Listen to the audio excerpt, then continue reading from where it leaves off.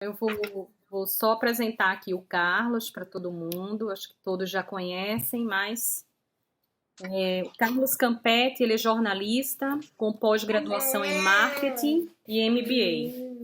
Funcionário aposentado do Banco do Brasil, diretor da Federação Espírita Brasileira e coordenador da área de estudo do Espiritismo do Conselho Federativo Nacional na FEB, na Federação Espírita Brasileira.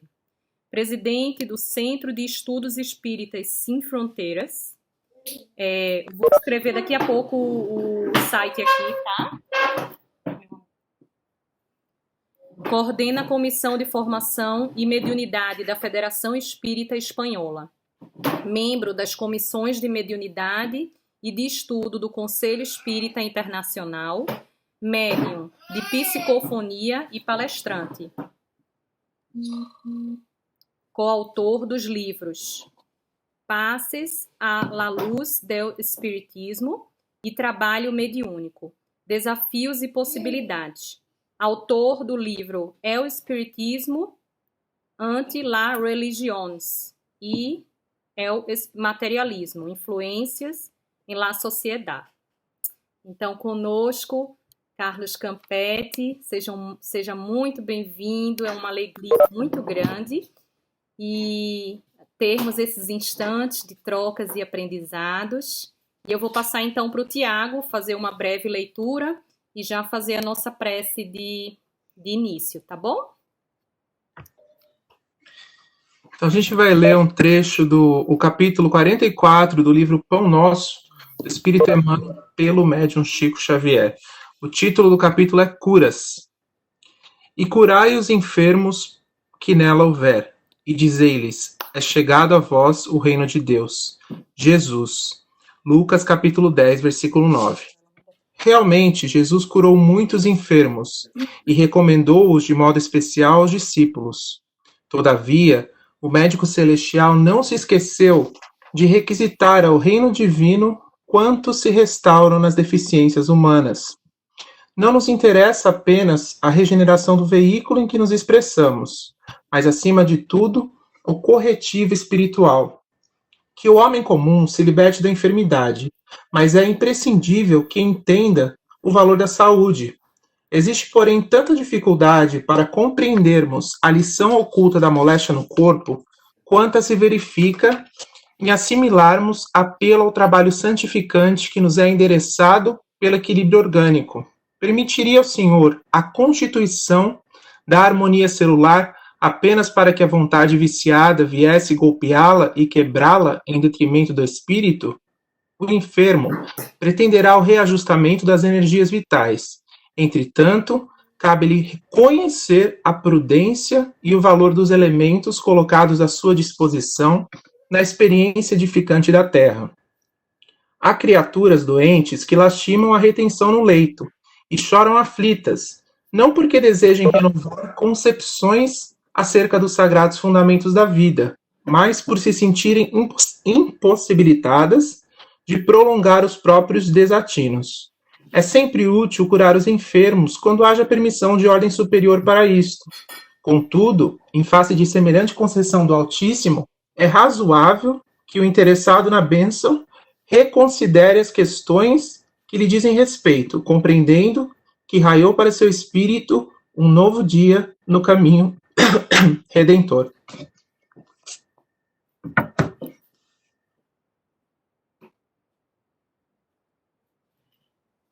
Para fazer a prece.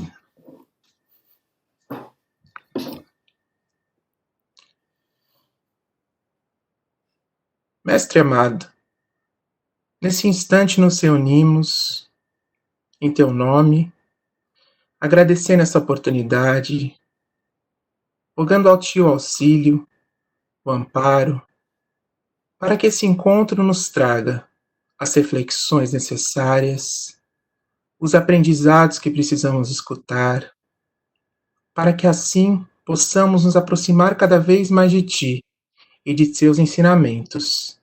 Pedimos para que o querido Carlos seja intuído por Ti e pelos benfeitores, para trazer-nos o que precisamos escutar, refletir a respeito. Seja conosco, Senhor, e que assim seja.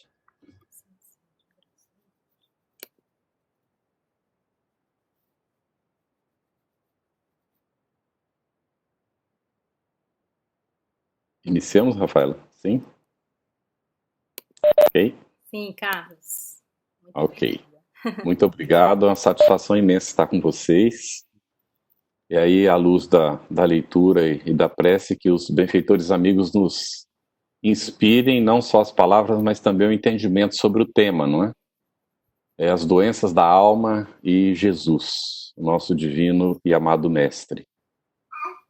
Nós vamos fazer uma relação hoje na nossa conversa inicial aqui sobre os vícios e as doenças da alma.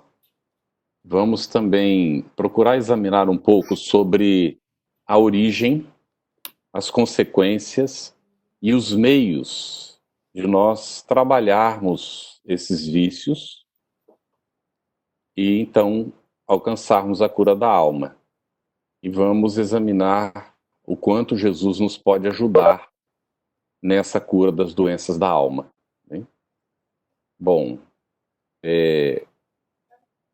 as doenças da alma, normalmente nós chamamos de vícios. E os vícios, eles se desdobram em vícios físicos e vícios morais. Então, os vícios, em realidade, são maus hábitos que nós adquirimos.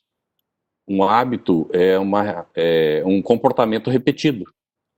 A gente repete o comportamento, até que ele se torna um hábito. E a gente, então, faz aquilo de maneira automática. E então os vícios são maus hábitos adquiridos. Eles se enraizam, não é, na alma da gente. E é muito impressionante porque, com o tempo, os vícios passam a governar a nossa vida. Então, é um trabalho muito grande, porque os vícios normalmente estão enraizados no egoísmo. E eles são de difícil erradicação. Não são simples de serem vencidos. Ou seja, a cura da alma, ela não pode se obter simplesmente com uma pastilha, não é? Um medicamento que a gente toma. Então, para a cura das doenças da alma, é necessário trabalhar a educação moral. Tem a conscientização a respeito do que nós somos, por que é que nós estamos aqui na Terra, qual o nosso papel e para onde é que nós vamos, o que é que a vida espera de nós, e o que é que nós temos que dar de retorno para a vida. Jesus, ele que teve, não é, com as criaturas, ou seja, nós, naquele estado de perturbação, naquele tempo, ele objetivava muito mais a cura da alma que a do corpo. E nós vamos observar isso nas palavras que ele dirigia às pessoas. Vamos primeiro examinar um pouquinho a questão da origem das doenças da alma. No Evangelho segundo o Espiritismo, no capítulo 9, item 10, Hahnemann, em uma mensagem que Kardec inseriu nesse capítulo, diz que todas as virtudes e todos os vícios são inerentes ao espírito. E Hahnemann faz uma comparação, dizendo que o corpo é como se fosse uma espécie de carroça conduzida. E que a responsabilidade, não é, dos desastres é do condutor. E que o condutor da organização física, nesse caso que é comparado com a carroça, é o espírito. Então, é onde se radica todas as virtudes e os vícios, no espírito e não na organização física. Então não adianta a gente falar que eu faço assim porque o meu sangue é latino, porque eu sou italiano. Né? Porque isso é uma maneira de dar uma desculpa, justificar, às vezes, o mau hábito ou a nossa, naquele momento, ausência de educação, digamos assim, não é? Já no mesmo Evangelho segundo o Espiritismo, no capítulo 11, no item 11, Emmanuel, que é o mesmo Emmanuel que foi o mentor espiritual de Chico Xavier. Já na época ele colaborava com a codificação. Ele dá uma mensagem muito interessante sobre o egoísmo. E ele vai dizer que o egoísmo é filho do orgulho. Olha que interessante como Allan Kardec ele nos coloca, não é, que os espíritos têm também seus pontos de vista, suas maneiras de ver. E nós vamos encontrar nesse aspecto eu não diria uma divergência, mas uma dicotomia, poderíamos dizer assim, no ensinamento dos espíritos. Porque mais tarde nós vamos encontrar o próprio Kardec afirmando que o egoísmo é que vai ser o pai de todos os vícios. Isso, na verdade, está na voz dos espíritos que Kardec registra. E, na verdade, esteve antes do Evangelho, esteve no Livro dos Espíritos. Não foi mais tarde, não, foi antes. A gente vai verificar isso, não é, daqui a pouquinho, quando a gente aprofundar um pouco o assunto. Ainda no capítulo 11 do Evangelho segundo o Espiritismo, no item 12, logo em seguida a mensagem de Emmanuel, nós vamos encontrar uma mensagem de Pascal. Ele vai dizer que o egoísmo e o orgulho andam de mãos dadas. E nós vamos nos permitir a licença de dizer que realmente é muito complicado saber qual dos dois é pai do outro. Porque os dois estão normalmente sempre juntos. E parece que se alimentam mutuamente. Um alimenta o outro. Então a gente realmente fica com aquela dificuldade de saber se nasceu primeiro o egoísmo ou nasceu primeiro o orgulho. E nós ficamos na dúvida se para todo mundo, não nasce primeiro um sempre, para todo mundo. Bom, de toda maneira, a gente tem que examinar a orientação dos espíritos e tirar dali as consequências para o nosso crescimento espiritual, o nosso desenvolvimento. E nós vamos ver que, ainda no Evangelho segundo o Espiritismo, já no capítulo 17, no item 2, Kardec vai dizer que todos os vícios têm seu princípio no egoísmo e no orgulho. Então, não importa que nasceu um ou nasceu o outro primeiro, o fato é que esses dois é que geram, todos os nossos vícios. Já no Livro dos Espíritos, na questão 913, Allan Kardec vai perguntar aos espíritos superiores: dentre os vícios, qual o que pode ser considerado o mais radical? E a resposta dos espíritos é taxativa. Já temos dito muitas vezes: o egoísmo. Observai todas as imperfeições e podereis identificar que na raiz delas está o egoísmo. É isso que eles vão colocar lá no Livro dos Espíritos. Então, temos-lo dito muitas vezes, o egoísmo. Daí é que deriva todo o mal. Estudai todos os vícios e vereis que no fundo de todos há egoísmo. No Livro dos Espíritos, antes da 913, na 895, Allan Kardec vai questionar os espíritos sobre o sinal mais característico da imperfeição. E esse sinal mais característico da imperfeição é o interesse pessoal.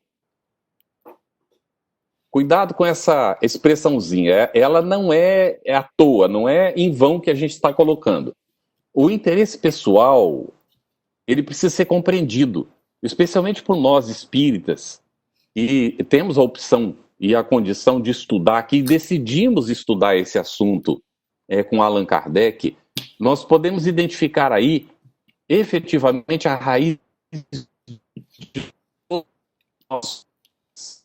Na questão 914 do Livro dos Espíritos, os espíritos vão esclarecer que o egoísmo fundamenta-se no sentimento do interesse pessoal.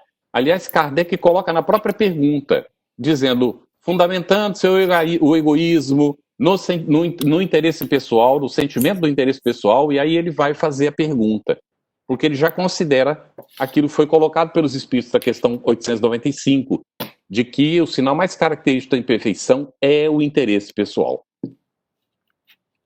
Ainda na sequência dos Espíritos, questão 915, ele diz que O vício, ele se prende à inferioridade dos espíritos encarnados na Terra e não à humanidade em si mesma. O egoísmo, ele não é uma característica da humanidade, porque a humanidade, ela mas é característico dessa parcela da humanidade que habita a Terra e planetas similares à Terra ou inferiores à Terra. Estamos nos situando aí, não é? Dentro dessa situação.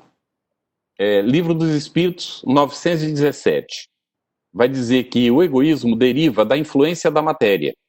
Influência que o homem, ainda muito próximo da sua origem, não pôde libertar-se e para cujo entretenimento tudo concorre.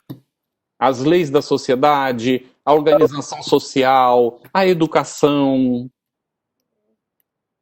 tudo concorre para gerar. A gente vê muitas vezes até a educação dentro do lar. A gente, às vezes, não percebe que a gente está fazendo dos nossos filhos ou incentivando o egoísmo.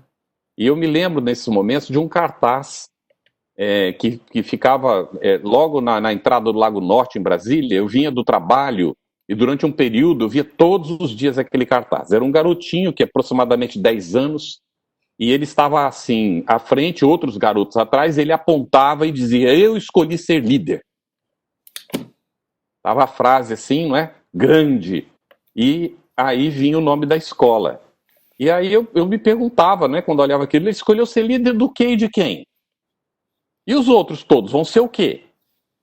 Então todos os alunos dessa escola vão ser líderes? Mas líderes de quem? E para fazer o quê, afinal de contas? Então, a nossa chamada educação, que na verdade ela está muito longe da proposta educativa do Espiritismo, ela é mais bem uma instrução, a formação do indivíduo para ter uma posição social. E ao invés de ensinar ao indivíduo a cooperação, ensina a competição, para ser melhor que os outros. Aí é realmente bastante complexo para nós, não é? Porque na raiz da organização social está o incentivo ao egoísmo. Então o egoísmo, ele se assenta na importância da personalidade. Olha isso aqui, gente. Se assenta na importância, está no 917 também, não é? Allan Kardec fazendo análise com os espíritos. Então, o egoísmo, ele se assenta na importância da personalidade, que está ligado ao interesse pessoal. Interesse pessoal, personalidade. E aí nós vamos examinar que em cada encarnação nós temos uma personalidade. Tá bem? Que tem um nome, não é? Chama Maria, chama João, chama o nome que a gente recebe dos nossos pais, não é? E aquela personalidade, então, ela precisa ser submetida ou se submeter voluntariamente a serviço da essencialidade que é o espírito. E quando, então, o egoísmo prevalece, o indivíduo vive a encarnação inteira trabalhando no cultivo da personalidade que vai desaparecer no momento da morte, da desencarnação. E o espírito leva o quê? A decepção de não ter aproveitado. Então Jesus, e aí nós vamos começar a citar Jesus aqui, Jesus coloca isso de maneira muito objetiva, quando ele diz assim: aquele que quiser salvar a vida, perdê-la-á. Mas aquele que perder a vida por amor de mim, esse a ganhará ou a salvará. Depende da tradução. Então, a gente fica naquela dúvida: meu Deus do céu, do que ele está falando? Isso tem relação porque Jesus repetia os ensinamentos. E repetia em diferentes linguagens, de acordo com as pessoas, com o público que ele tinha, com o indivíduo que estava diante dele. Ele vai repetir esse mesmo ensinamento naquela parábola do indivíduo que era muito rico, e tinha muitas posses, e ele fez uma grande plantação, e ia colher muito, mas os celeiros estavam cheios. O que ele ia fazer? Então ele pensou: o que eu faço? Já sei. Vou mandar destruir esses celeiros e fazer outros maiores. Para caber tudo que eu vou colher. Aceitada sem encostar. E aí ele vai e faz isso, não é? Ele tinha muito dinheiro, tinha muita gente trabalhando para ele. Ele manda destruir todos os celeiros, manda fazer celeiros grandes e coloca tudo dentro. Quando ele guardou tudo que colheu, ele diz assim: ah, minha alma, agora regala-te, goza, come, bebe. E eu vi uma voz que diz para ele: insensato que és, nesta mesma noite tomar-te-ão a alma, para que... Então nós vamos perguntar o que é a alma. O Espiritismo vai esclarecer isso. É o espírito encarnado. O que é que ele ia perder? A encarnação. Olha a referência, aquele que quiser salvar a vida, ou seja, só trabalha para a vida material. Quer salvar a vida material? Vai perder a vida. Porque vai desencarnar, não leva a nada, tem que reencarnar para começar de novo. Olha aí o princípio da reencarnação colocado. E tem gente que diz que não está na Bíblia a reencarnação. Não é? Então, nós vamos ver que essa importância da personalidade é um problema muito grave nosso, inclusive dentro do movimento espírita. Porque quando o indivíduo quer se projetar, ai, Senhor, não está se dando conta que pode falar para uma multidão estar perdendo a encarnação, porque está projetando a própria personalidade, está recebendo na encarnação os louros, aí chega no mundo espiritual com a decepção. Ainda salva alguma coisa, porque as pessoas que aproveitaram, igualzinho, a gente lembra então daquela história do rapaz, falava muito bonito, e sempre quando ele ia fazer a palestra, tinha um velhinho que sentava lá no fundo, ficava atento, ouvindo, ele gostava, porque ele sentia que o velhinho até falava com ele, porque o velhinho ficava tão, não é, assim, prestando tanta atenção, que dava a impressão que o velhinho até conversava com ele. E aí um belo dia, não apareceu o velhinho. Aí, na próxima palestra, de novo não estava o velhinho. Aí ele pensou, será que o velhinho morreu? E seguiu, não é, falando, tal, muito bonito, tal, até que chegou a vez dele. Quando ele desencarnou, ele então viu que vinha um ser de luz ao encontro dele. E ele ficou tão feliz, ai, você é recebido por um ser de luz, que maravilha! Mas ele olhou para ele assim, estava bem apagadinho, mas vem lá o ser de luz. Conforme vai chegando, ele olha, ele reconheceu o velhinho. Aí ele falou, ai, o senhor que está me recebendo. Mas como o senhor está brilhante! Dá para sentir o arzinho de inveja? Aí o senhor olha para ele e diz, pois é, meu filho, eu saía do centro e fazia tudo o que você falava. Que gracinha. Então, nós vamos observar a importância, não é, para o equilíbrio da nossa alma, de a gente realmente viver conforme aquilo que nós estamos aprendendo, não é? Então, o choque que o homem experimenta do egoísmo dos outros é o que muitas vezes o faz egoísta também, não é? Porque ele sente a necessidade de se colocar na defensiva, porque senão ele é atropelado, o outro utiliza, então vira essa disputa no mundo, não é? Então, a gente tem que tomar muito cuidado com esses aspectos, não é? E aí vem as atitudes negativas, que são atitudes de autodefesa, desnecessárias, mas que, como a gente é egoísta, a gente gera para se proteger. Então, vem o desequilíbrio mental, emocional, a desarmonia íntima. Aí surge, nesse processo, a cólera, não é? Porque o nosso orgulho fica ferido. Vem o desânimo, às vezes, porque a gente vê que não vai dar conta, mas a gente quer dar conta de tudo, quer ser autossuficiente, a gente não quer depender de ninguém. Então, isso também é egoísmo e orgulho. Não. Aí vem o desalento, não é? E, às vezes, por consequência de tudo isso, o indivíduo se anula, vem a ociosidade. Não quer saber porque não adianta mesmo. Então, o indivíduo se acomoda, não é? E então, para ocupar o tempo, aparece a maledicência e a crítica. E se nós olharmos, os nossos meios de comunicação, os meios de notícias estão baseados nisso. Eu sou jornalista e eu tive que examinar isso profundamente, porque é um problema gravíssimo, não é? A gente, como jornalista na profissão, precisa dar as notícias.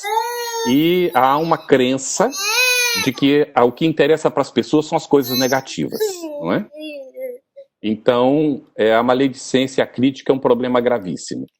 Não sei se vocês leram Harry Potter ou viram o filme, que a tia dele ficava com o pescoço assim por cima da cerca, então era considerada pescoço de girafa, porque tinha que ficar vendo o que o vizinho fazia para poder ter o que comentar e ficar criticando. Então aquilo representa muitas vezes, não é, situações, e isso é enfermidade da alma, não é?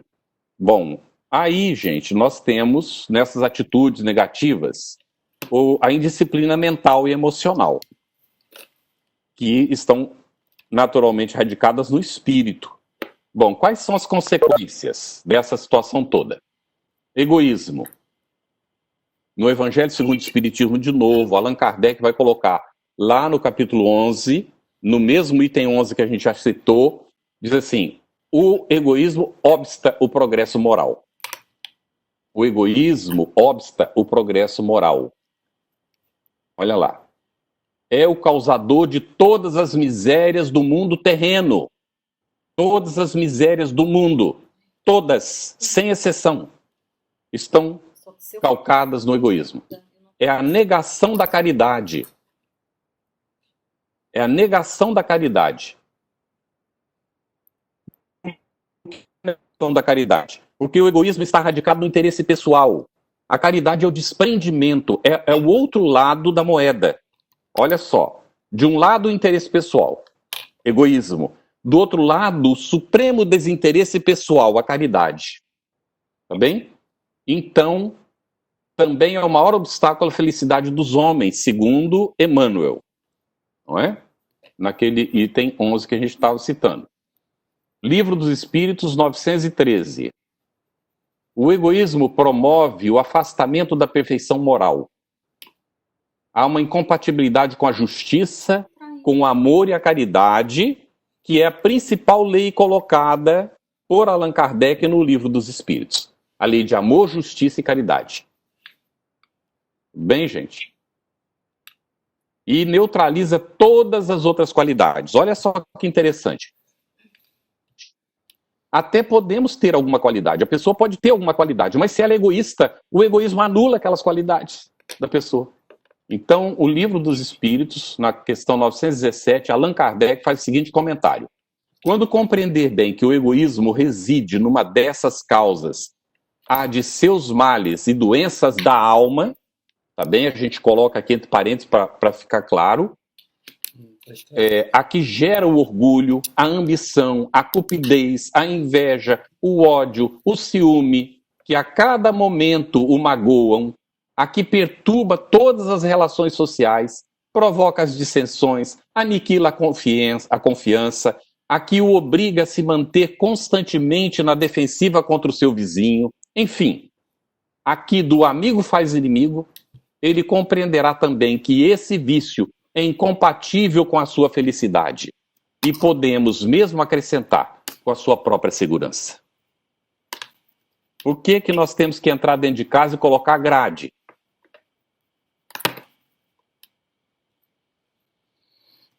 Nós estávamos ouvindo um professor brasileiro, Karnal, não sei se já ouviram ele falar, e ele estava dizendo, as pessoas agora durante o coronavírus estão achando que elas, ficando em casa, se fechando lá dentro de casa, não é? E lavando as mãos, fazendo tudo isso, elas estão protegidas, não vão pegar o vírus. Mas não é bem desse jeito.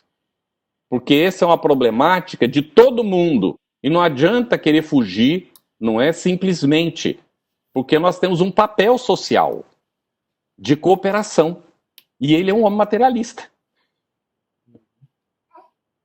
Então, nós vamos lá. Qual é a outra consequência? Nós examinamos aqui do egoísmo. Outra consequência, não é? É a obsessão.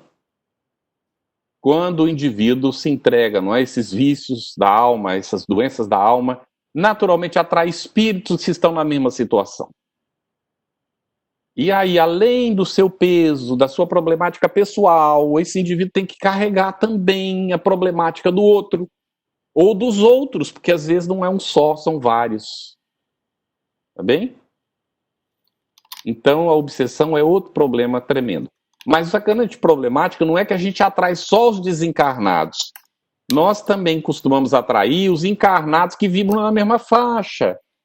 Porque a gente acaba se sentindo bem com aquelas pessoas que estão com os mesmos problemas. Mas passa um tempo, a gente começa a perceber que aquilo incomoda. E principalmente incomoda porque a gente tem dentro da gente, então também incomoda muito por causa disso. E a gente não quer admitir que a gente tem aquilo dentro da gente. É um círculo vicioso na relação. A ponto de a gente dizer que o maior desafio da criatura humana encarnada na Terra, ligada a esse planeta, que ainda está entrando na regeneração, é a relação humana. Esse é o grande desafio. Bom, então qual é a consequência também dos vícios, não é? É a dependência física. O indivíduo não se ama, ele é egoísta e ele não se ama. Então, como ele não se ama, ele começa a se autopunir. E ele vai buscar maneiras de se autopunir.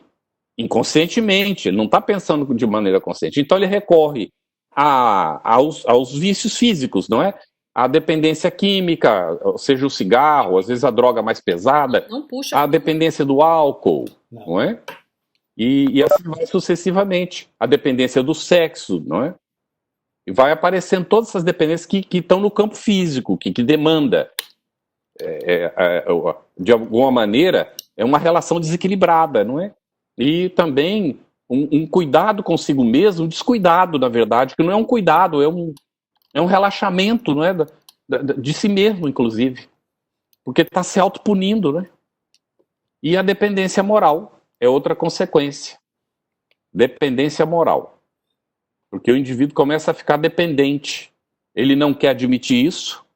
E quando ele percebe que está ficando nessa dependência, o orgulho então se manifesta e começa as disputas. Porque ele não quer admitir que ele é dependente. Na verdade, nós somos todos interdependentes. Não é? Mas a dependência moral, ela é uma situação de desequilíbrio. Porque o indivíduo não tem luz própria, ele não quer admitir que ele precisa da luz do outro. E aí quer, então, que o outro seguir pela sua treva, que ele não reconhece que é uma treva. Não, a gente não quer. Sua ignorância. Viu? E às vezes ignorância voluntária, porque não quer realmente se esclarecer Filha. e não admite que o outro possa ter razão em função de qualquer coisa na relação. Não é? Então, gera essa dependência moral que é negativa. Bem, como é que nós vamos alcançar a cura da alma? Como é que nós vamos combater os vícios para chegar, não é, essa cura da alma? Jesus, então, vai nos auxiliar, não é? Em Mateus 4:23, diz assim: E percorria Jesus toda a Galileia, ensinando nas suas sinagogas e pregando o evangelho do reino, e curando todas as enfermidades e moléstias no meio do povo. Provavelmente quem registrou estivesse sabendo, não é? O sentido que ele estava escrevendo. Ele disse que curava todas as enfermidades e moléstia no meio do povo. Quando a gente lê, o que a gente entende? Que curava as doenças que apareciam. Cegueira, a lepra, não é? A paralisia. É isso que a gente entende. Mas quem escreveu provavelmente não estava se referindo a tudo isso, porque ele falou curando todas as enfermidades. Então estavam incluídas as enfermidades da alma também. E vamos ver como é que ele vai trabalhar isso. Primeiro, para a gente entender o que é saúde, para a gente ver o que era que estava sendo buscado por Jesus, a Organização Mundial de Saúde diz que a saúde é um estado de completo bem-estar físico, psíquico e social, e não meramente ausência de doenças. Por favor, vamos compreender isso, porque esse é o pensamento de Emmanuel também. Emmanuel coloca isso muito claro. Ele diz aqui na lição que foi lida, que a gente leu, não é, no início aqui, é a lição 44, chamada Curas de Pão Nosso. Nós recomendamos depois, não é, a leitura de novo, para meditar sobre isso. Saúde é a harmonia da alma.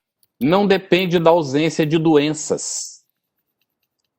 Porque Joana de Ângeles também nos diz assim, que o indivíduo ele pode ter uma enfermidade sem estar enfermo. E tem gente que ainda não tem enfermidade visível e está enfermo.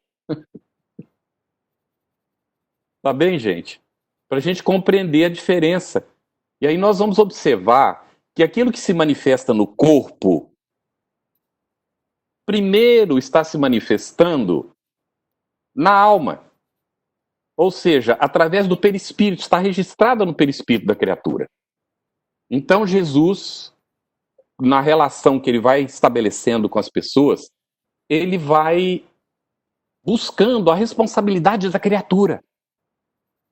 Olha bem, ali em Marcos 10, 46, 52, ele vai falar do cego de Jericó, da cura do cego de Jericó. Não é?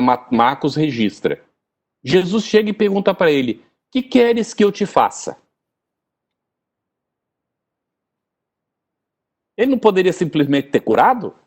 Como é que ele não sabia que o homem queria ser curado? Poxa, afinal de contas, é um cego, poxa. Não é óbvio que ele quer ser curado da cegueira? Por que Jesus tinha que perguntar isso para ele?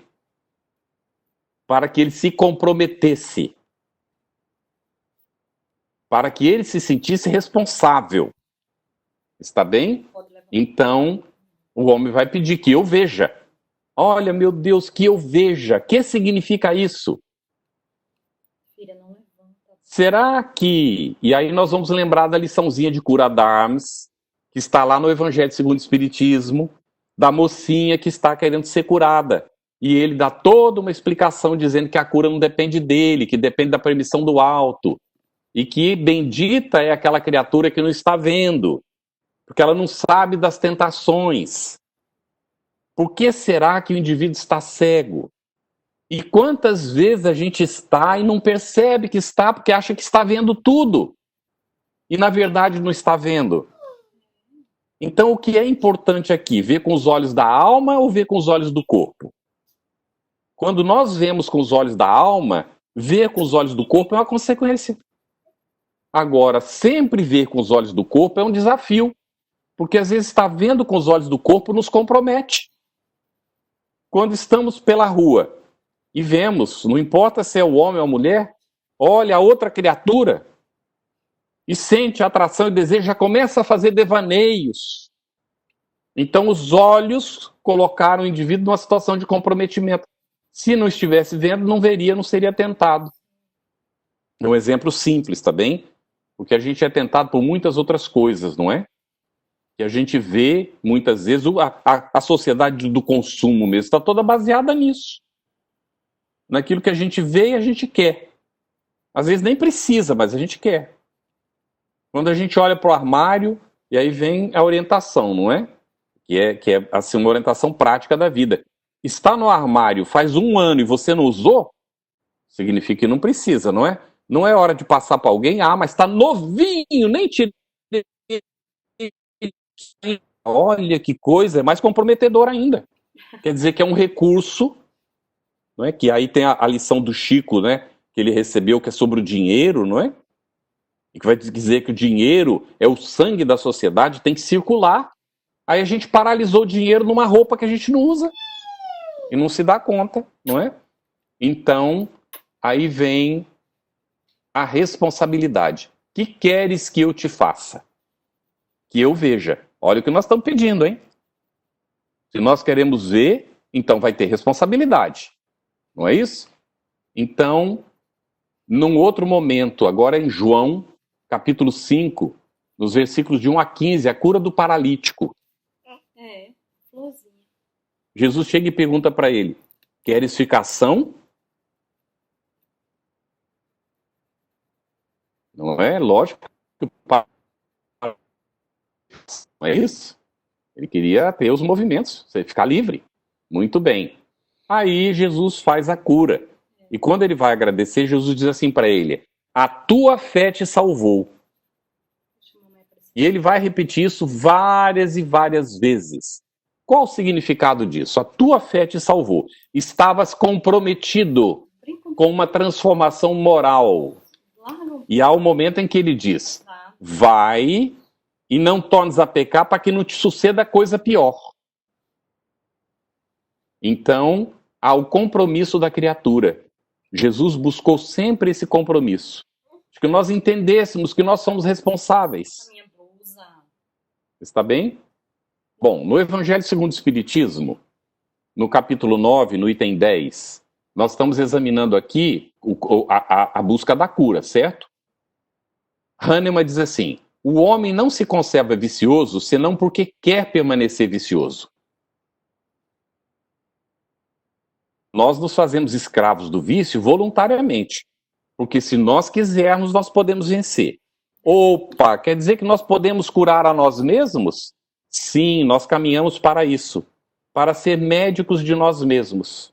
Não no sentido da matéria, do campo material. Porque quando tivermos uma enfermidade, nós temos que recorrer, lógico, ao médico. Buscar a medicina, buscar o tratamento. Isso faz parte. E Kardec até recomenda, na dúvida, primeiro procura, não é, identificar se a causa não é uma causa física, material, para o tratamento da medicina. Depois, se não encontrou, então pode ser uma outra causa. Aí vamos, não é, procurar, então, também o tratamento espiritual. E aí Hahnemann vai completar dizendo: aquele que queira corrigir-se, sempre o pode. Então Jesus trabalhava nesse sentido, da conscientização, da nossa responsabilidade, para que nós alcançássemos aquilo que seria o equilíbrio. Mas para isso, Allan Kardec, na questão 913, ele vai dizer que é preciso atacar o mal pela raiz. Para atacar o mal pela raiz é preciso combater o egoísmo, já que o egoísmo é a fonte, é a origem de todos os males. E na questão 914, ele vai dizer: à medida que os homens se instruem acerca das coisas espirituais, menos valor vão dando para as coisas materiais. Nós vamos nos desprendendo, desapegando.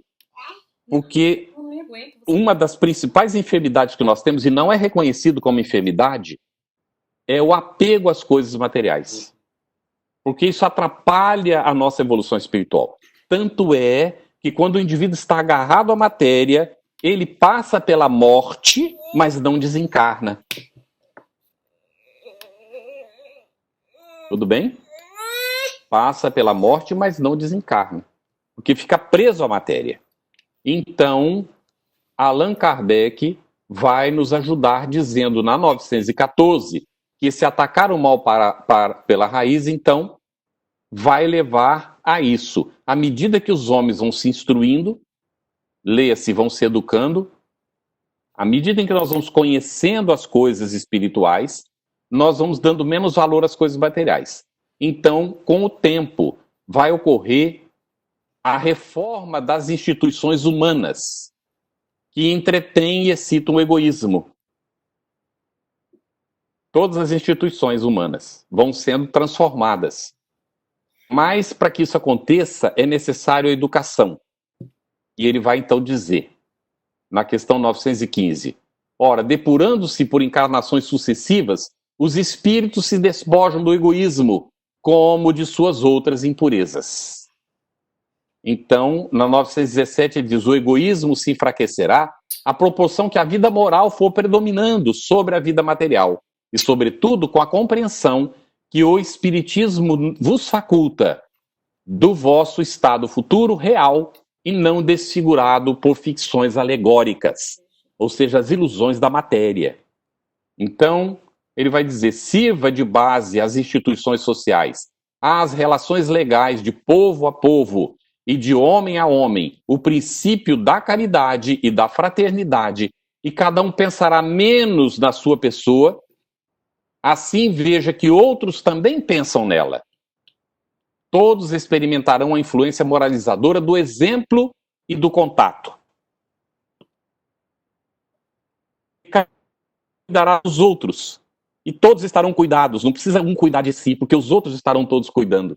Porque a própria lei dentro da sociedade estará mais próxima da lei divina, que coloca claro o dever da caridade, da compreensão, da aceitação do outro. Então, no Livro dos Espíritos, 917, comentário de Kardec, a cura, olha como ele coloca, só se obterá se o mal for atacado na sua raiz, isto é, pela educação. Mas ele não vai falar da educação, essa que se confunde com a instrução das escolas, não é? Não é essa que tende a fazer homens instruídos, como Kardec diz, mas pela que tende a fazer homens de bem, pessoas de bem. A educação convenientemente entendida constitui a chave do progresso moral, que é tudo que nós queremos. Principalmente para a gente entrar definitivamente na era da regeneração. Então o egoísmo é a fonte de todos os vícios, como a caridade é a fonte de todas as virtudes. Destruir um, que é o egoísmo, e desenvolver a outra, que é a caridade, tal deve ser o alvo de todos os esforços do homem, se ele quiser realmente assegurar a felicidade neste mundo e também no seu futuro. Ainda, na questão 886, Allan Kardec vai perguntar aos espíritos qual o verdadeiro sentido da caridade conforme entendia Jesus. Olha a pergunta.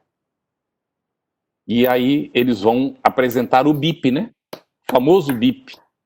O verdadeiro sentido da palavra caridade, como a entendia Jesus. Benevolência para com todos, indulgência com as imperfeições alheias e perdão das ofensas. Olha o fator de equilíbrio para a alma. Olha como a alma se cura. Era isso que Jesus colocava. E é o que ele viveu entre nós. Algumas pessoas se perguntam, mas como é que Jesus foi admitir Judas entre os discípulos? Solta meu braço, menino. Será que ele não sabia do risco? E aí, quando nós vemos uma série que se chama Maria Madalena, feita na Espanha, infelizmente não está disponível nos Estados Unidos, já chequei. Chama pelo Netflix. Se puderem ter a chance de ver essa série, são 60 capítulos. Maria Madalena. Ali nós vemos a relação de Jesus com Judas. É uma coisa muito interessante. Nós temos a impressão que foram muito bem inspirados em vários aspectos do filme os autores desse seriado.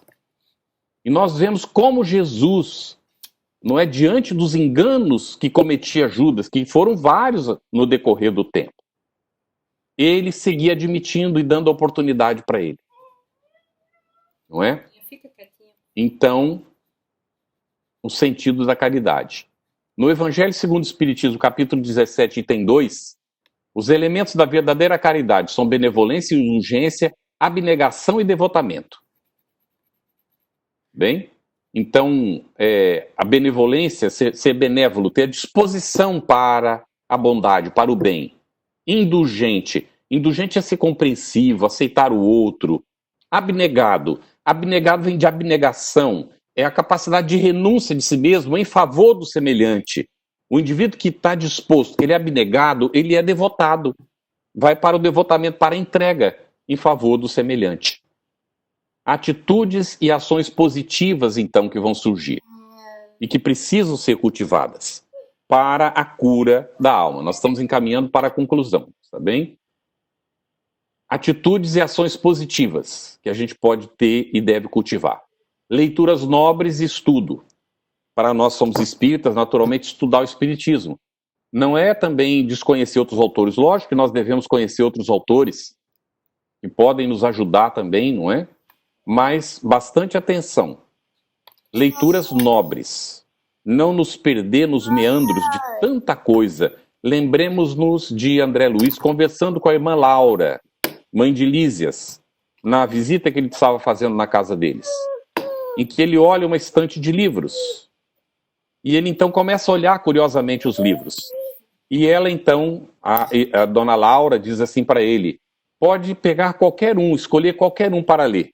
Porque todos são bons, porque aqui não entra aquela literatura que é comum na Terra, onde se escreve qualquer coisa, desde que venda e dê lucro para as editoras. Isso é comentário meu, tá bem? Não foi dela, não. Então, leituras nobres, nós temos que saber selecionar. A oração e meditação. Atitudes nobres. Orar e meditar. Orar pelos nossos semelhantes, os nossos filhos, nossos familiares, nossos seres queridos, companheiros de trabalho. Mas que hora que eu vou orar? Poxa vida, eu tenho que trabalhar também. Mas o trabalho nobre é uma oração. É cultivar esse estado de oração. É quando a gente está no dia a dia, lembra de alguém, ora nesse momento pela pessoa. Mas eu estou trabalhando, não tenho tempo. Um segundo? Querem ver uma oração maravilhosa? A gente está olhando o horizonte. E é aquele nascer ou pôr do sol lindo, maravilhoso. E a gente diz assim, ai meu Deus, que coisa mais maravilhosa.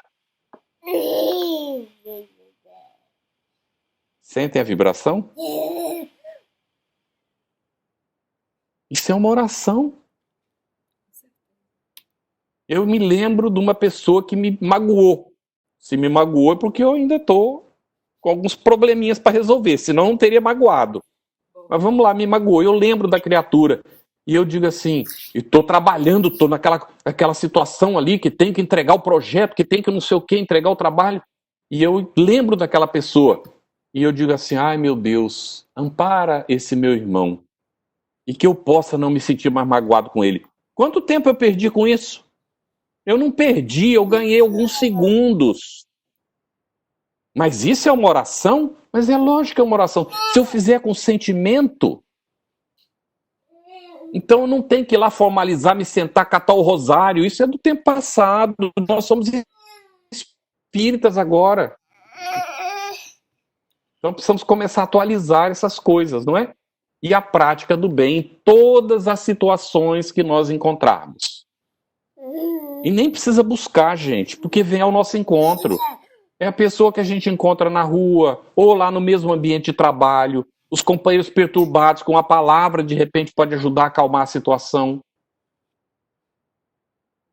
A gente faz o bem, não é só naquelas ocasiões especiais, criando uma obra para atender milhares de criaturas.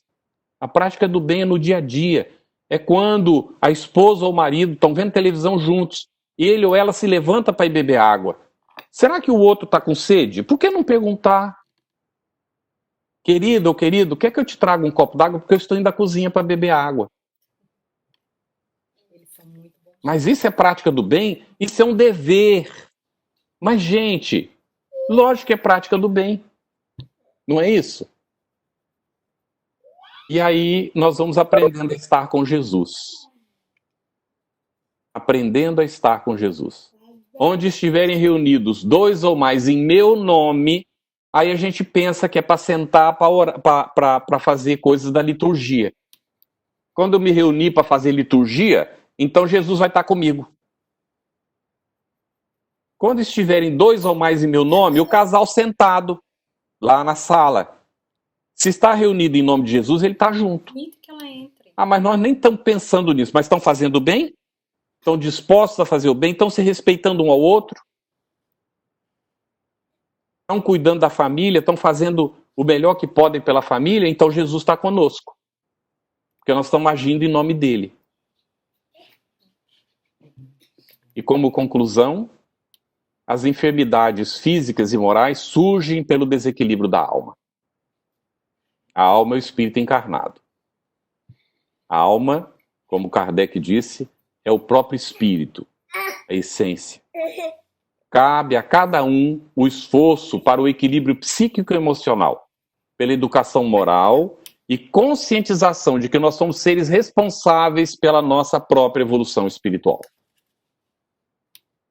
Com isso, nós curamos as nossas doenças da alma. Jesus é o divino terapeuta, nós não temos a menor dúvida quanto a isso. E nós podemos dar muitos outros qualificativos a ele, porque ele é realmente. Mas, em essência, ele é o nosso irmão mais velho. Em espanhol, nosso irmão maior. É aquele que conseguiu evoluir, conseguiu chegar lá. E ele veio para junto de nós para nos ensinar o caminho. E tudo que ele veio fazer foi justamente nos trazer a oportunidade de nós nos fazermos responsáveis por nós mesmos. De acendermos a nossa própria luz. E podermos, dessa maneira, não ficar dependentes. Ele vai dizer, podeis fazer tudo o que eu faço e mais ainda, porque ele não estava fazendo tudo que ele podia. Assim que nós temos dentro de nós, Deus depositou em nós, essa essência divina que nós precisamos cultivar, para que ela, então, se manifeste. E esse é um trabalho intransferível. Ninguém poderá fazer por nós. Lógico que nós contamos com o apoio do nosso anjo da guarda, dos bons espíritos, de tantas criaturas que nos apoiam, mas nós não podemos transferir para eles a responsabilidade da nossa evolução espiritual. Isso é responsabilidade nossa. E enquanto nós não assumirmos essa responsabilidade, nós seremos enfermos da alma e estaremos dependentes de outros. Tenhamos paciência também. Não vamos querer fazer nada por milagre, porque milagre não existe. A construção é obra de esforço, dedicação, exige tempo. Então comecemos. Se já começamos, continuemos. E aí nós então desenvolveremos essa capacidade não apenas de curar a nós mesmos, mas de auxiliar nossos irmãos, em nome de Jesus, a também encontrar o caminho da cura das suas almas. Muito obrigado, e aí fica à vontade, né, conforme programado, né, Rafaela, para as perguntas. Obrigada, Carlos. Mais uma vez, momentos maravilhosos de aprendizados e reflexões. Agradecemos muito, viu? Gente, como a gente sempre faz, quem quiser fazer a pergunta relacionada ao tema, ou alguma dúvida, ou acrescentar algo, pode tirar o microfone do mute e falar.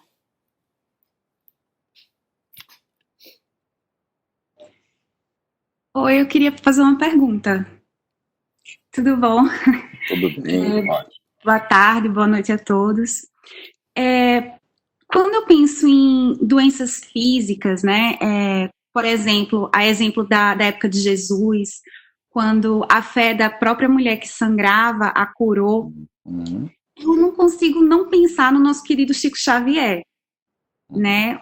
Ele, um homem de bem, um homem que tanto fazia pelas pessoas, mas que ainda assim, se eu não me engano, ele tinha problemas no coração, né? Ele tinha, acho que ele perdeu a visão de um dos olhos e quase total do outro olho. E aí eu fico me perguntando a atuação da espiritualidade em não totalmente curá-lo, digamos assim, dessas enfermidades físicas, né? Você poderia falar um pouquinho dessa relação, assim, porque a gente tem ele como nosso exemplo também, né? Nosso querido, no meio espírito, nosso querido Chico. E essa relação de, ainda assim, nessa vida, ele ter essas doenças físicas. Boa pergunta, Fê. Excelente pergunta, muito boa. Olha que interessante.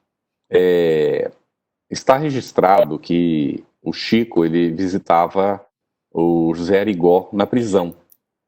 José Arigó foi preso por exercício de medicina ilegal, né? Porque ele era médico e curava, né? E, inclusive, está saindo um filme, não sei se já foi, não está atrasado o lançamento por causa do coronavírus. Deve estar saindo o filme e dizem que está excelente, simplesmente, o filme. Uns companheiros já viram, não é, da diretoria da FEB, nos passaram que o filme está muito bom, muito bem feito, sobre o Zé Arigó. Então, veja lá, o Chico visitava o Zé Arigó na prisão. E, numa dessas visitas, o Zé Arigó disse para ele: Chico, o Dr. Fritz está me dizendo que, se você quiser, ele pode curar esse problema que está aí no olho, Chico. Você fica sofrendo com isso, não é? E aí o Chico olhou e disse assim: olha, agradeça ao Dr. Fritz, né, essa oferta, não é? Mas acontece o seguinte, é que essa problemática aqui no meu olho é um problema kármico. Se ele curar, não é, o meu olho, e como é um problema kármico, vai aparecer doença em outro lugar. E eu já estou acostumado com essa aqui, então eu vou preferir ficar com essa mesma. Olha a humildade da criatura, tá bem? Então, é tão incrível que o Chico é um missionário, né? Ninguém tem dúvida quanto a isso. Realmente um missionário. Mas, segundo a expressão dele mesmo, ele ainda tinha questões kármicas para resolver, para poder se liberar, não é, definitivamente da Terra.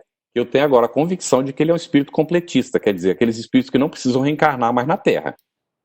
Se ele aqui vier, ele virá numa missão já sem vinculações, porque ele não tem mais vinculação com a Terra, não é? Não tem necessidade dela. Isso é a convicção que a gente tem. Então, eu acredito, isso aqui é uma opinião minha, tá?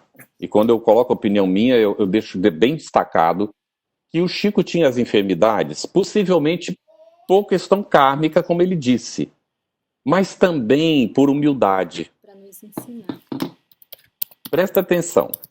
Jesus vai caminhando e aparece um cego de nascença. E então ele se encontra com Jesus e Jesus cura o cego de nascença. Muito bem.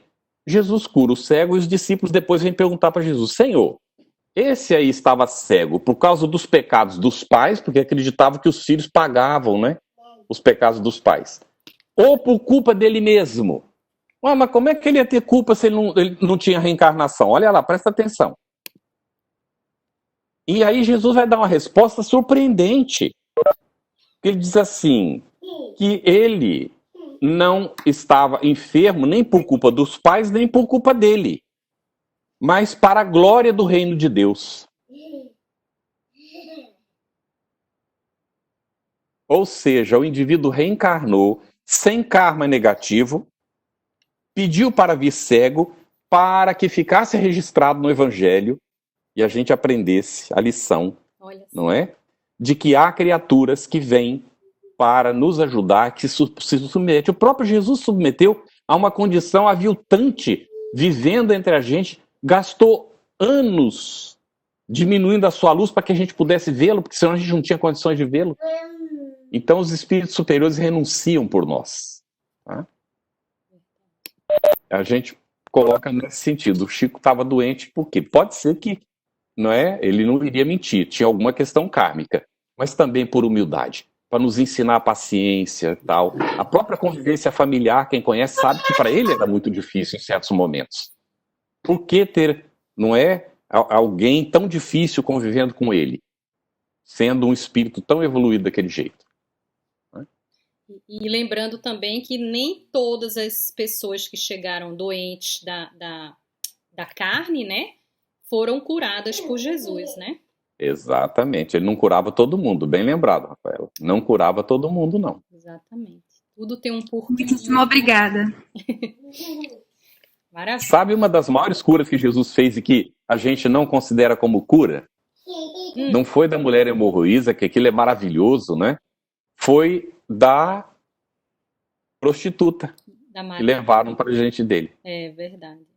Tá bem? É da Maria Madalena, mas dessa outra. Dizem que era a própria Maria Madalena. Não acredito, não. Era uma outra pessoa. Entendi. Era assim, a mulher que foi pega em adultério, né? E aí a gente pergunta: e onde é que estava o marido? Que não aparece, não é? Uhum. Então, eu creio que é a Maria Amélia Rodrigues que vai dizer que mais tarde ela vai reencontrar o marido e refazer a vida do casal.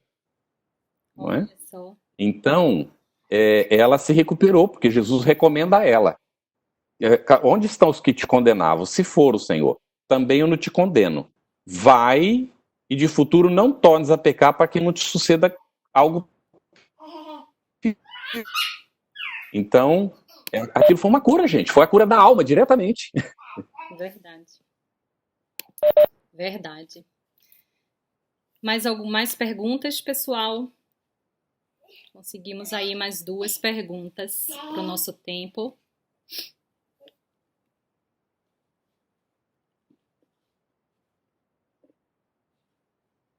É isso mesmo, Mar. Isso mesmo. Isso que o Carlos acabou de falar. O que mais, gente? Não se sintam acabrunhados.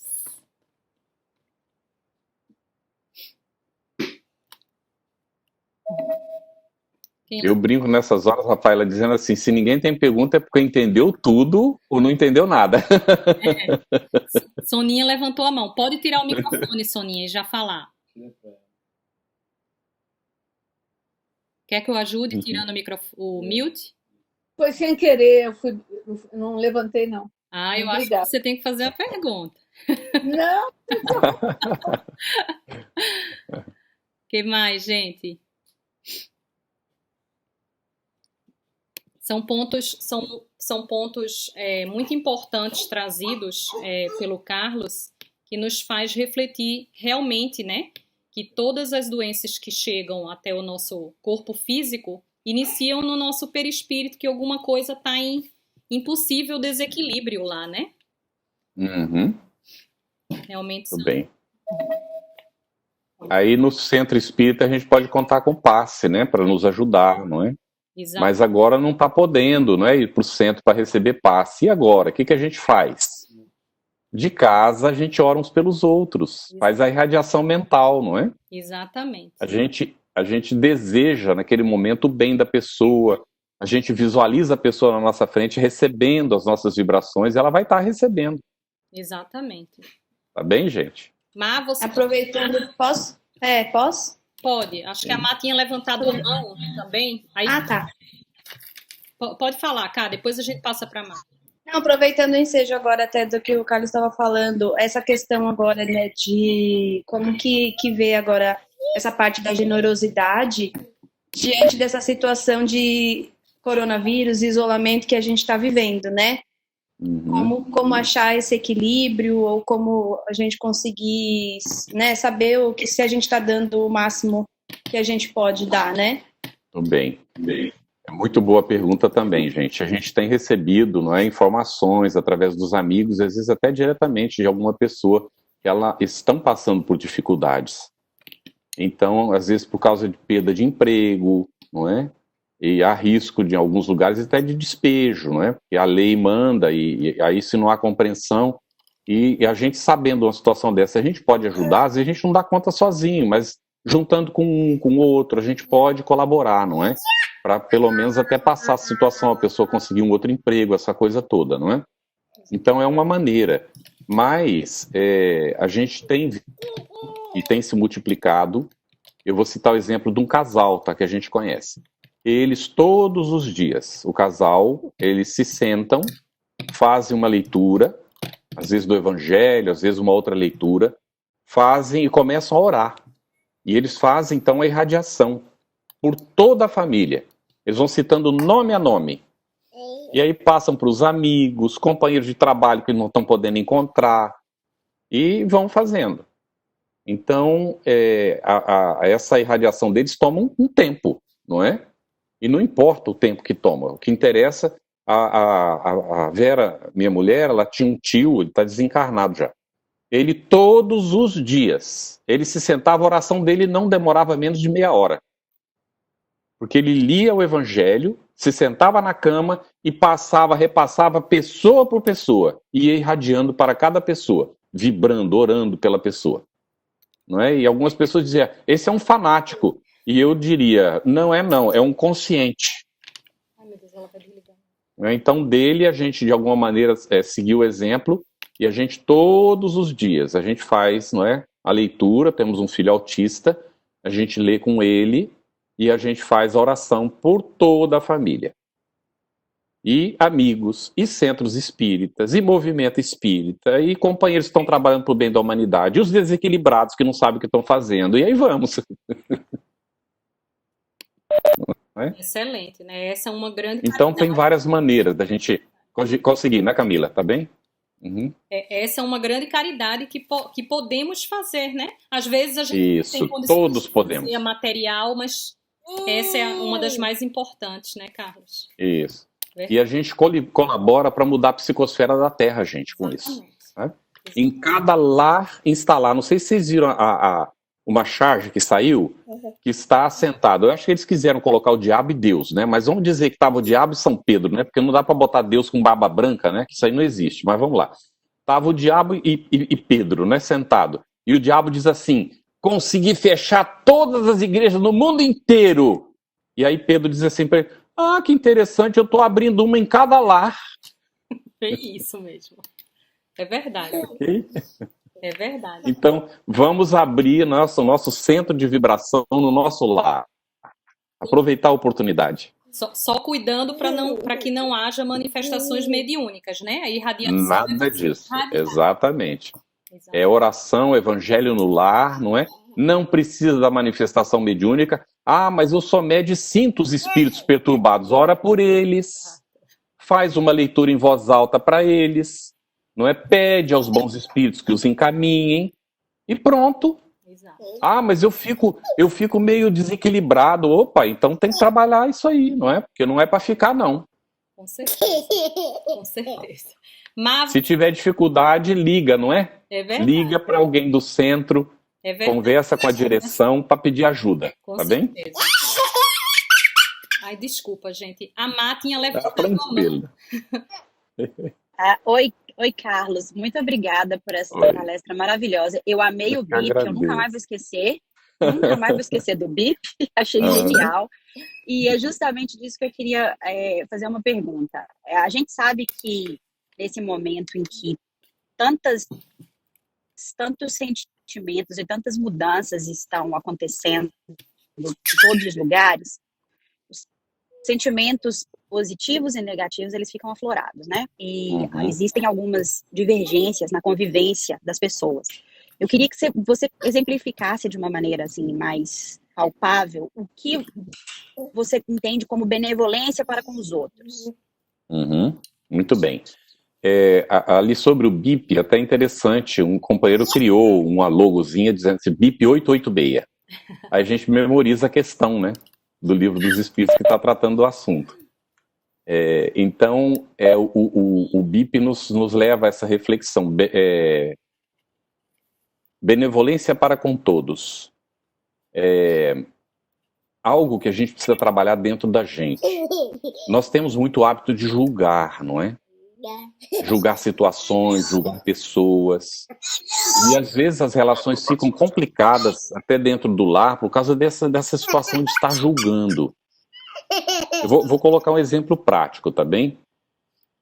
E que essa benevolência leva a gente à prática, tá?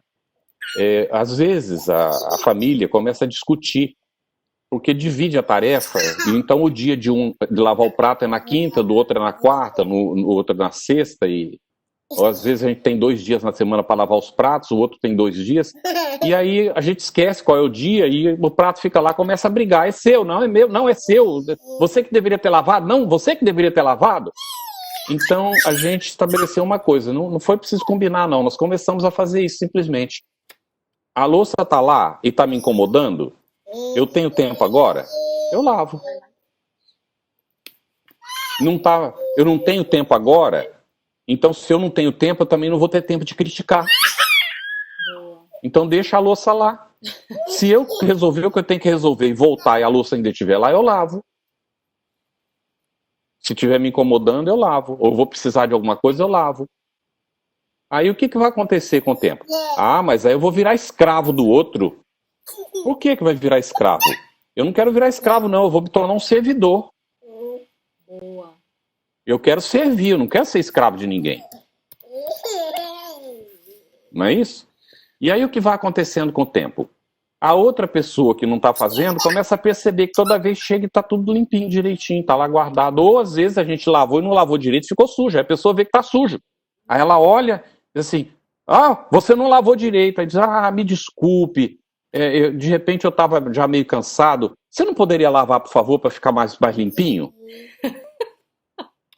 Tudo bem? E aí vamos, não é? Aí quando a gente vê, as outras pessoas da família estão fazendo a mesma coisa.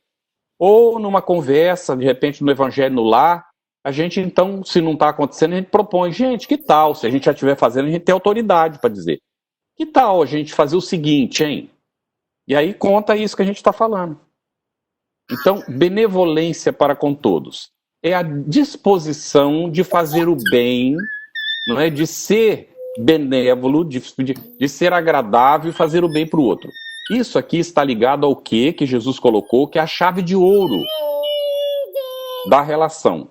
Faça ao outro o que você gostaria que o outro fizesse para você. Eu gostaria, então vai lá e faz. Faz para o outro isso. Então, isso benevolência. Ser benévolo, ter predisposição para fazer coisas boas, positivas para as outras pessoas. Evitando o julgamento, né? Muito obrigada. Evitando o julgamento, Isso aí acaba com o julgamento. É muito fácil, né? É muito rápido a gente julgar as coisas e as pessoas, né? É um exercício, exatamente, Ângela. É um exercício que precisamos. É isso aí. E isso é cura da alma, gente. Se desenvolve a benevolência, já não critica mais, não julga, é cura da alma. Exatamente. Exatamente. Gente, estamos chegando ao nosso fim. Tão boa conversa com o Carlos, mas tantos ensinamentos e reflexões. A gente agradece mais uma vez, Carlos. Desejamos muita paz, que Jesus, os benfeitores sejam guiando o teu caminho cada vez mais, tá? A gente agradece imensamente. A gente é que agradece, Rafael, o convite, tá? E a paciência de vocês, não é a atenção dispensada. E o nosso abraço muito carinhoso, muito fraterno. E muito obrigado por a gente poder ter visto a Alice. Foi tão gostoso. Ai, muito obrigado, gente. Desculpa. Criança é uma maravilha, simplesmente, né? Aí eu fico me lembrando da netinha, que a gente não pode estar com ela, né? Tá lá no Brasil. Muita paz, muita luz para todos vocês. Muito obrigado. Carlos, você pode fazer nossa prece de encerramento, que eu ia fazer, mas a Liz não tá parando de falar. Tranquilo. Tá bom. Vamos lá, então. Divino Mestre Jesus, agradecido, Senhor, por esses momentos de convivência fraterna, em que sentimos o influxo positivo dos teus mensageiros de amor e luz.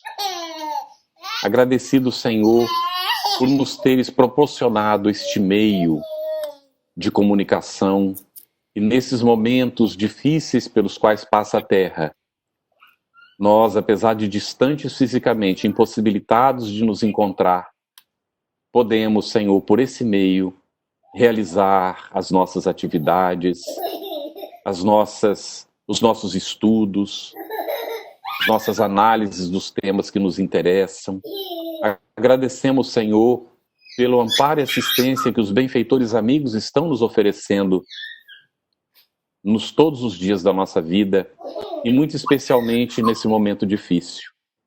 Pedimos, Senhor, não podemos deixar de pedir, mas ao mesmo tempo que pedimos, queremos também emitir de nós o melhor que nós temos, ainda que pouco, Senhor, ainda tão limitado, mas queremos oferecer alguma coisa de nós em favor dos nossos irmãos e humanidade. Aqueles que estão agora sofrendo as consequências do coronavírus, estão em processo doloroso nos hospitais e às vezes, Senhor, sem chance de ser atendido em algum hospital. Oramos pelas famílias que se sentem isoladas, que não podem estar com seus familiares enfermos, nem sequer acompanhar na última despedida seus seres queridos. Oramos, Senhor, por aqueles que chegam agora no mundo espiritual. Temos a convicção de que a espiritualidade amiga está desenvolvendo o trabalho de acolhimento, se preparou para isso, mas sabemos que há aqueles que não estão preparados para ser recebidos, Senhor. Que esses possam, de alguma maneira, receber a nossa vibração de carinho, de esperança, de fé, de convicção no bem, para que assim abra o seu campo vibratório para também receber o auxílio da espiritualidade amiga. Vibramos, Senhor, por todos os nossos irmãos em humanidade.